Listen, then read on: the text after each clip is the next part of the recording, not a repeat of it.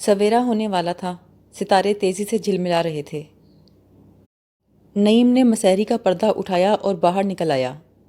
اکتاہٹ سے اندھیرے میں دیکھنے لگا۔ رات وہ دیر گئے روشن محل سے لوٹا تھا۔ اس نے ہتھیلی سے آنکھیں مسلیں اور ساتھ والی مسحری پہ چچا کو دیکھا۔ اس کا ذہن سوچوں سے بھرا تھا۔ کلکتہ، دلی، روشن محل، عذرا، روشن آغا، اینی بیسنٹ، گوکھلے، پرویز، عذرا، جمیلہ، عذرا، مچھر، بارش، عذرا۔ وہ منڈیر پر ہاتھ رکھ کے کھڑا رہا، حتیٰ کہ دن کا اجالا پھیل گیا۔ پھر ایاز بیگ نے اسے آہستہ سے کندھے پر چھوا اور پیچھے آنے کا اشارہ کر کے سیڑھیاں اتر گئے۔ ناشتہ ختم کر کے انہوں نے سگار سلگایا۔ نعیم چائے کی دوسری پیالی بنا رہا تھا۔ وہ بولے، تم 1 ہفتے سے روشن محل جا رہے ہو؟ ہاں۔ میں تو نہیں گیا۔ اچھا چچا، کیوں؟ کیونکہ روشن پور میں ہمارا خاندان ذلیل ہو چکا ہے نعیم۔ لیکن چچا، میں روشن آغا سے تو نہیں ملا۔ مجھے علم ہے۔ عذرا کو جانتے ہو نا؟ اس کی ماں بری عورت ہے، اور اس کی بہن بھی۔ ان کے باپ کا کسی کو علم نہیں۔ عذرا کی نانی بڑی ہوشیار عورت تھی۔ اس نے بیٹیوں کو اچھی تربیت دلائی اور اونچے گھرانوں میں بیاہا۔ وہ اٹھ کر کھڑکی میں جا کھڑے ہوئے۔ دھوپ ان کے بے تاب چہرے پر پڑ رہی تھی۔ وہ بولے، نعیم، ہم باعزت لوگ تھے، اب کچھ بھی نہیں ہیں۔ تمہارا باپ میرا بڑا بھائی ہے۔ تمہیں اب پتہ چل جانا چاہیے اب تم بچے نہیں ہو۔ گاؤں میں ہمارا واحد گھر ایسا تھا جو روشن پور کی جاگیر کا مظاہرے نہیں تھا۔ ہمارا باپ جاگیردار کے گھر جا کر کرسی پہ بیٹھتا تھا، ایسا ہم نے سنا ہے۔ وہ دلیر محنتی انسان تھا۔ لیکن تمہارا باپ؟ وہ بھی دلیر آدمی تھا، لیکن ضدی تھا۔ اس کو اسلحہ بنانے کا خبط تھا۔ عجیب دماغ تھا اس کا۔ ایسی کاریگری سے ولایت والے بھی بندوق کی نالیاں نہیں بناتے ہوں گے جیسی وہ بناتا تھا۔ انہیں بچوں کی طرح سنبھال کے رکھتا تھا۔ مجھے اچھی طرح یاد ہے وہ دن جب پولیس آئی۔ سارے گاؤں کے لوگ گھروں میں چھپ گئے اور کیواڑ بند کر لیے۔ گلیاں سنسان ہو گئی۔ مویشی اکیلے کھیتوں گلیوں میں پھرنے لگے۔ پولیس نے ہمارے گھر کی تلاشی لی اور اسلحہ برآمد کر لیا۔ جب وہ اسے اکٹھا کر رہے تھے تو مجھے یاد ہے نیاز بیگ ان کی منتیں کرنے لگا۔ ایک سپاہی نے اس کی داڑھی پکڑ کر منہ پہ تماچے مارے اور اسے گھسیٹتے ہوئے ساتھ لے گئے۔ چند دن بعد تمہارا باپ واپس آ گیا۔ اس کے گالوں کی ہڈیاں سیاہ ہو گئی تھیں اور داڑھی کے بال جھڑ چکے تھے، لیکن اس کا سودا اس کے ساتھ تھا۔ روشن آغا نے دلی بلا کر اسے کہا، نیاز بیگ تم سارے گاؤں پر تباہی لاؤ گے۔ مگر نیاز بیگ بھوسے والے کمرے میں دروازہ بند کر کے اپنے کام میں مشغول رہا۔ اس کے ہاتھ میں بڑا ہنر تھا۔ اس نے 10 گولیوں والی ایسی ایسی پستولیں بنائیں جو گاؤں میں کسی نے دیکھی تک نہ تھیں۔ اگلی بار پولیس کی پوری گارڈ آئی۔ انہوں نے سب کچھ قبضے میں کر لیا۔ بھوسے والے کمرے کو انہوں نے آگ لگا دی۔ پھر انہوں نے نیاز بیگ کے، اس کی بیویوں کے تمام نئے خوبصورت کپڑے آگ میں پھینکے۔ انگریز سارجنٹ نے پستول نکال کر آگ میں فائر کیا اور چیخ کر بولا، تمہاری عورتوں کے سر مونڈ کر اس میں جلاؤں گا اگلی دفعہ۔ پھر پستول لہراتا ہوا ہماری دکان پر گیا۔ گلیوں میں ہو کا عالم تھا۔ گاؤں کی سب سے بڑی دکان ہماری تھی اور نیاز بیگ بڑا ماہر کام کرنے والا تھا۔ اس نے کسانوں کی ضرورت کی تمام چیزوں کے علاوہ سلاخوں سے سمندری جہازوں کے ماڈل بھی بنا کر رکھے ہوئے تھے۔ سارجنٹ نے گولی مار کے تالا توڑا۔ پھر اس نے دکان سے لوہے کی تمام چیزیں، اوزار، بیلوں کے نال، ہل، کنوؤں کی چکلیاں اور جہازوں کے ماڈل باہر ڈھیر کر دیے اور اس میں آگ لگا دی۔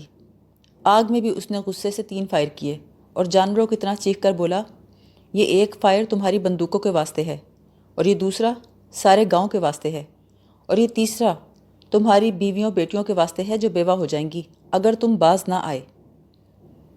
نیاز بیگ جس کی ہتکڑیوں کی زنجیر اس کے گھوڑے کی زین سے بندھی تھی کہتا رہا، میری بندوقوں سے 1 گولی کبھی نہیں چلی، یہ میری نمائش کی چیزیں ہیں۔ لیکن گورے سارجنٹ نے گھوڑے کی پسلیوں میں ایڑ ماری، میں نے گنے کے کھیت میں دیکھا کہ نیاز بیگ گھوڑے کے پیچھے بھاگتا جا رہا تھا۔ نعیم نے دیکھا اس کے چچا کے مضبوط ہاتھ زرد پڑے تھے اور کانپ رہے تھے۔ وہ اپنی اداس آنکھوں کو آہستہ سے جھپک رہے تھے۔ ان کی خشک آواز نعیم کے دل پر پتھر کی طرح لگ رہی تھی۔ وہ دوبارہ بولے، نعیم 12 سال ہو گئے میں اپنے بھائی سے نہیں ملا۔ میں نے اپنی محنت سے اتنی ترقی کی۔ اگر سرکار کو آج کوئی خبر کر دے کہ میں اس سے ملتا جلتا ہوں تو مجھ پر سارے دروازے بند ہو جائیں۔ اس نے خاندان کو تباہ کر دیا۔ اب تمہارا باپ اور تمہاری ماں تم سے ملنا چاہتے ہیں، مگر ان سے مل کر تمہیں جلد واپس آ جانا چاہیے۔ میں نے زندگی میں کوئی کتاب نہیں پڑھی، لیکن میں نے تمہیں تعلیم دلوائی ہے۔ تم دنیا میں ترقی کر سکتے ہو۔ اپنی بات کہہ کر وہ اٹھے اور بوڑھے جانور کی طرح متوازن رفتار سے چلتے ہوئے باہر نکل گئے۔ نعیم شام تک سوتا رہا۔ ایاز بیگ نے کئی بار دروازے میں آ کر دیکھا اور خاموش پلٹ گئے۔ جب اندھیرا بڑھنے لگا تو وہ اندر داخل ہوئے۔ نعیم کے ماتھے پہ ہاتھ رکھا۔ اٹھو نعیم، باہر چلو گے؟ نعیم آنکھیں بند کیے چارپائی پہ بیٹھا رہا، پھر بھاری آواز سے بولا، نہیں۔ لیمپ کی بتی اونچی کر کے ایاز بیگ کمرے سے نکل گئے۔ نعیم نے چہرے اور گردن سے پسینہ پونچھا اور چارپائی پہ بیٹھ کر اونگنے لگا۔ پھر اٹھ کر پتلون پہنی، نئی قمیص پہنی اور بھاگتا ہوا باہر نکل گیا۔ کھلی ہوا میں آ کر اس نے سوچا، میری یہ کیفیت شاید گرمی کی وجہ سے ہے۔ اس کا رخ روشن محل کی طرف تھا۔ دور سے اس نے عذرا کو دیکھا، وہ فوارے کے پاس کرسی پہ بیٹھی کتاب پڑھ رہی تھی۔ اس نے ٹھٹک کر سوچا، وہ سلیپر پہنے پہنے چلا آیا ہے۔ سبزے پر آہستہ آہستہ چلتا وہ عذرا کے پاس جا کے کھڑا ہو گیا۔ میں آج شام آ نہیں سکا۔ کیوں؟ سویا رہا۔ کیوں سوئے رہے؟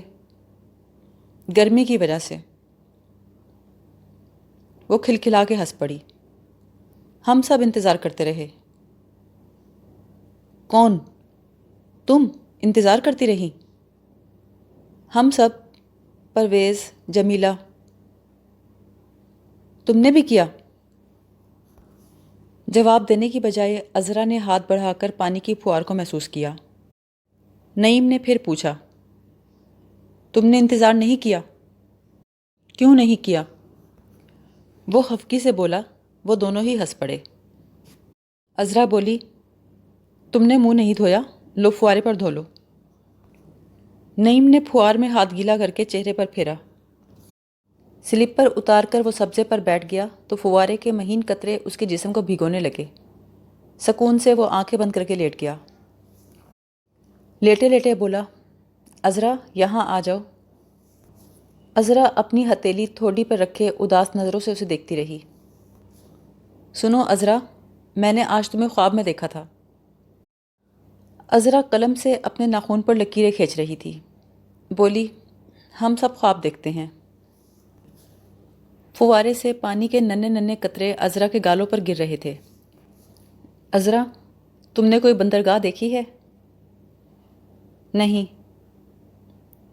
جہازوں کی روشنیاں سمندر میں اسی طرح تیرتی ہیں جیسے تمہارے گالوں پر پانی کے قطرے۔ میرا جی چاہتا ہے سمندری فوج میں چلا جاؤں۔ اچھا؟ ہاں، سمندری جہاز شہر کی طرح ہوتا ہے۔ کھیل کے میدان، کھانے کے حال، دکانیں، گھر اور روشنیاں جو رات کو پانی میں جھلملاتی ہیں۔ عذرا نے آنکھیں پھیلا کر کہا، اچھا، میں نے یہ سب سن رکھا ہے۔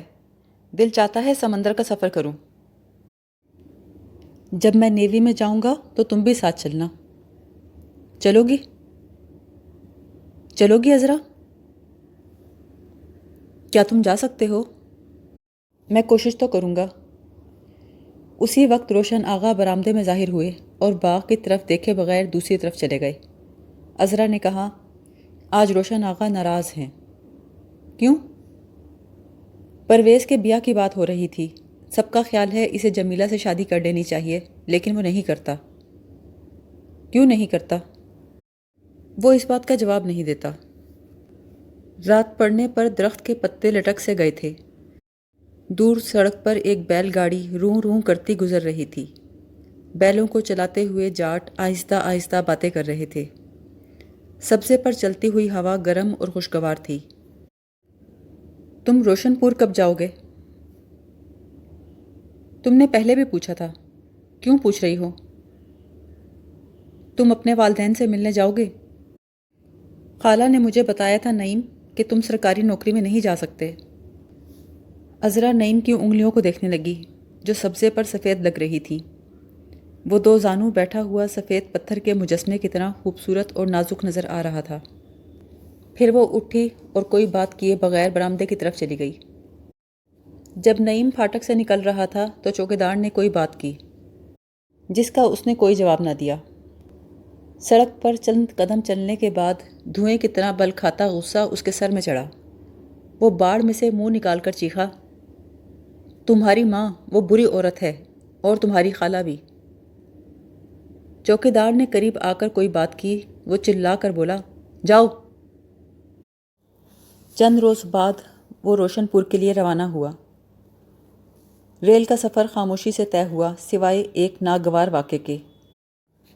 علی پور سے گاڑی چلی تو وہ حبس سے گھبرا کر ڈبے کے دروازے پہ آ کھڑا ہوا۔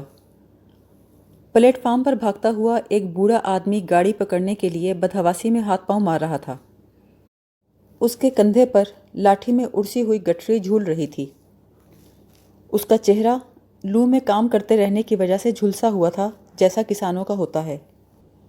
نعیم نے اس کا ہاتھ پکڑنے کی کوشش کی مگر گاڑی تیز ہو گئی۔ شور سا مچا تھا، مر جائے گا، کٹ جائے گا۔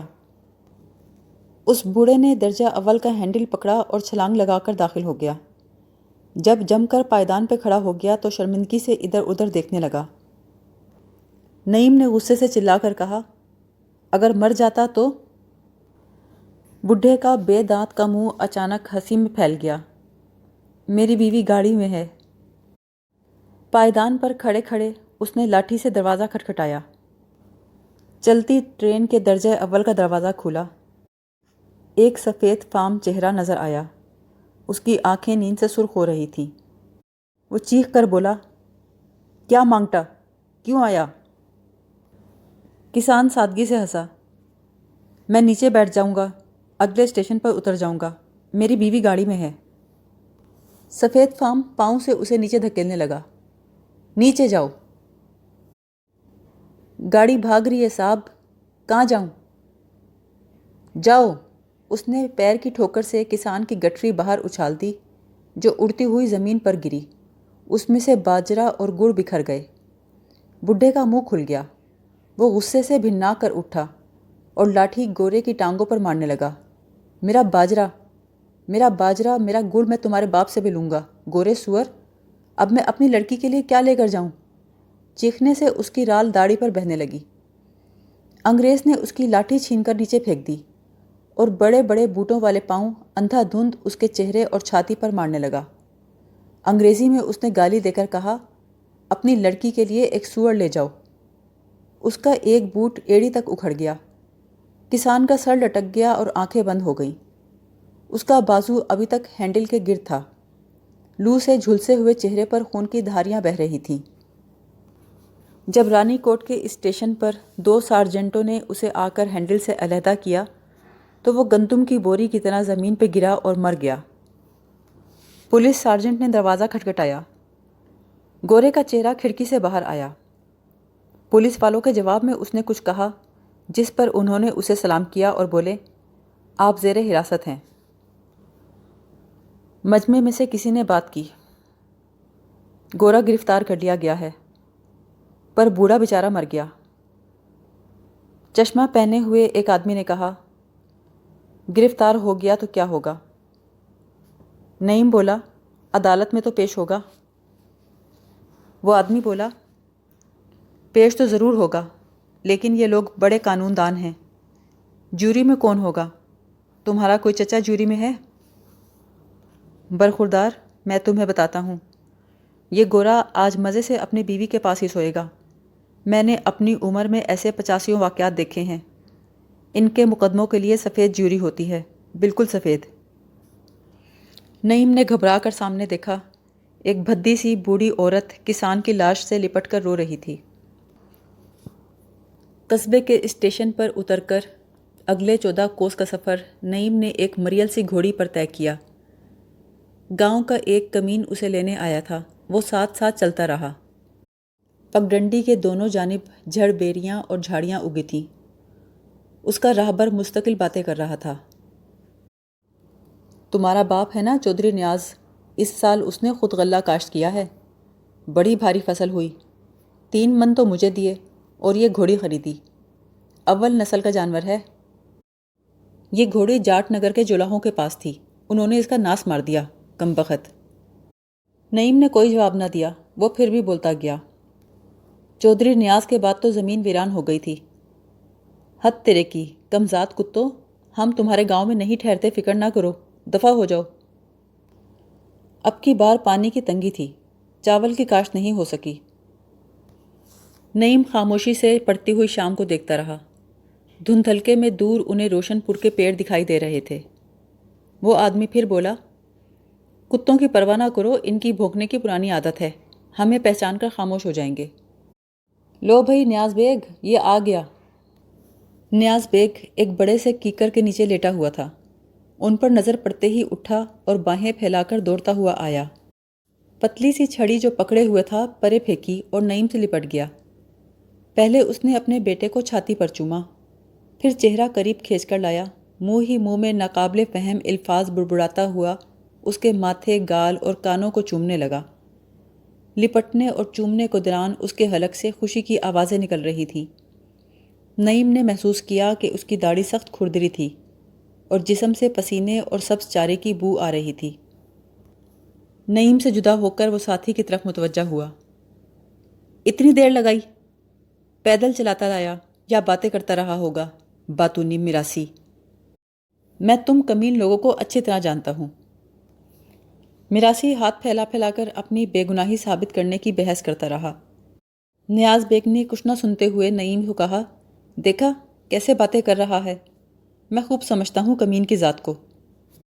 اب تم فصل پر آنا، تمہیں چوٹی کا فضلہ دوں گا۔ اس نے ہوا میں مکہ چلایا اور مصنوعی غصے سے اچھل اچھل کر چلنے لگا۔ گھر کے باہر 2 عورتیں کھڑی اونچی آواز میں رو رہی تھیں۔ نیاز بیگ لال پیلا ہو کر ان سے مخاطب ہوا، دیکھا میں نہ کہتا تھا اس باتونی میراثی کو مت بھیجو۔ پھر وہ اچھل کر گھوڑی پہ سوار ہو گیا اور عورتوں کے گرد ایک چکر کاٹا، پھر کود کے اترا اور چھڑی سے اسے پیٹنے لگا۔ جولاہوں کمینوں نے تجھے کچھ نہیں کھلایا ہیں؟ مکڑے کی طرح چلتی ہے کمینی۔ گھوڑی خاموش کھڑی رہی۔ ایک بوڑھی عورت روتی ہوئی نعیم سے لپٹ گئی اور اسے جسم پر چومنے لگی۔ اس عورت کے بالوں سے گھی کی بو آ رہی تھی۔ میرا بچہ، میرا بچہ، وہ کہے جا رہی تھی۔ دوسری نسبتاً جوان عورت پاس کھڑی تھی، روتی ہوئی بڑبڑا رہی تھی۔ 2 کتے ان کے پاس آ کر لڑنے لگے۔ نیاز بیگ گھوڑی کو چھوڑ کر گالیاں دیتا ہوا بھاگا اور ان کے پیچھے دوڑا۔ آس پاس کے گھروں سے مرد اور عورتیں دیے اور لالٹینیں لے کر نکل آئے۔ نیاز بیگ نے نعیم کو اندر کی طرف کھینچا، انہیں چھوڑو، یہ بے وقوف عورتیں ہیں۔ تمہارا باپ مر گیا جو رو رہی ہو؟ گلی کی نکڑ سے ایک نوجوان سکھ لڑکے نے پکار کے پوچھا، چچا نیاز، تیرا بیٹا آ گیا؟ ہاں ہاں آ گیا۔ اس نے جلدی سے نعیم کو بے کواڑ کے دروازے سے اندر کھینچا۔ یہ غیر تعلیم یافتہ آوارہ لنڈے ہیں، تمہیں ان سے دوستی رکھنے کی ضرورت نہیں۔ مویشیوں کے احاطے میں 2 بھینسیں بیٹھی جگالی کر رہی تھیں، 2 بیل چارہ کھا رہے تھے۔ نیاز بیگ نے اپنے خشک مضبوط ہاتھ سے بیل کی پیٹھ پہ تھپکی دی۔ یہ میں نے اس سال تیسرے مہینے میں خریدا تھا، 4 من غلے میں آیا ہے، پچھلی منڈی میں اسے کاغذ بھی ملا تھا، بہترین نسل کا جانور ہے، کیوں چودھری؟ اسی میراثی نے جواب دیا، ہاں ہاں چودھری، 20 کوس میں اس کا جواب نہیں، جاٹ نگر کے چودھریوں کا بیل بھی مر کے 1 کھیت تیار کرتا ہے، اس ہیرے نے تو آج سورج سر پہ آنے سے پہلے 1.5 کھیت تیار کیا، میرے سامنے کی بات ہے چودھری۔ نیاز بیگ نے فخر سے کہا، سچ ہے، بالکل سچ۔ پھر وہ عورتوں کو مخاطب کر کے بولا، ہو بند کرو بے وقوف عورتوں، تم نے چاول نہیں نکالے؟ آؤ چودھری، بیٹھو، چاول کھاؤ۔ اس نے دوستانہ انداز میں میراثی کا کندھا تھپکا۔ جب وہ کھانے پر بیٹھے تو اس کی ماں بھاگ کر اسٹول لے آئی اور اصرار کر کے نعیم کو اس پر بٹھایا۔ اس کے باپ نے کہا، بیٹھو بیٹھو، یہ اسٹول میں نے خود بنایا ہے۔ ایک بڑے سے تھال میں سفید ابلے ہوئے چاول نکال کر بڈھی نے ان پر شکر چھڑکی اور گرم گرم مکھن انڈیلا جو گرم چاولوں میں جذب ہو گیا۔ پھر احتیاط سے اٹھا کر اسے کمرے کے وسط میں لا کر رکھا۔ تینوں مرد اس کے گرد بیٹھ گئے اور اپنے اپنے آگے سے کھانے لگے۔ نعیم نے جھک کر 2-4 نوالے لیے، پھر جھلا کر اسٹول کو پیچھے کر کے نیچے بیٹھ گیا۔ اسے زور کی بھوک لگی تھی۔ ادھر ادھر دیکھے بغیر اس نے آدھا تھال خالی کر دیا، حتیٰ کہ اس کی خالی کی ہوئی جگہ بڑھتی بڑھتی اس کے باپ اور چھوٹے لڑکے کے آگے کی جگہ سے جا ملی۔ نعیم نے ہاتھ کھینچ لیا۔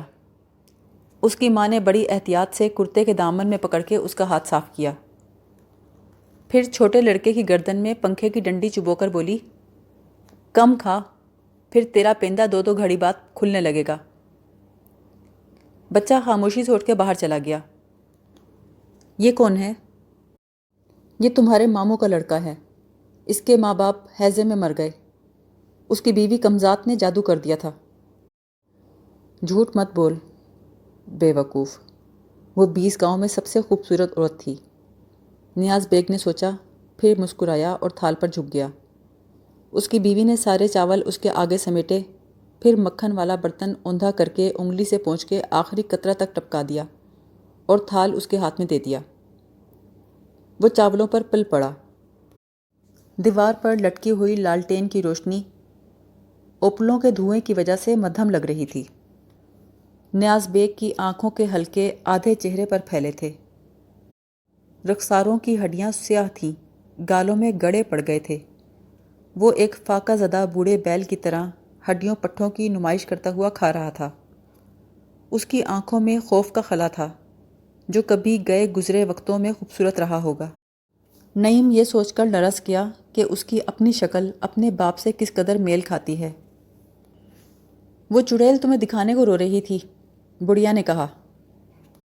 بھونکو مت۔ وہ یوں چاولوں پر جھک گیا گویا خفا ہو رہا تھا۔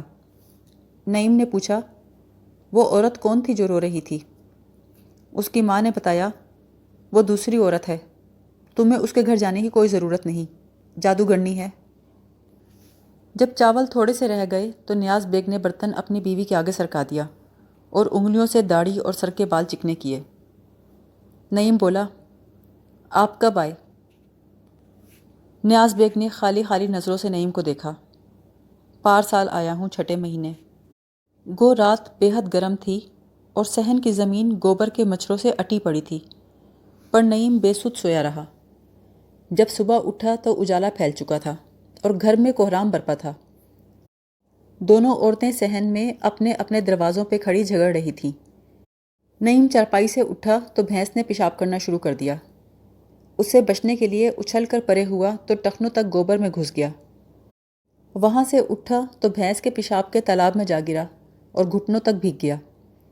دل ہی دل میں کوستا ہوا نلکے کے نیچے جا کھڑا ہوا۔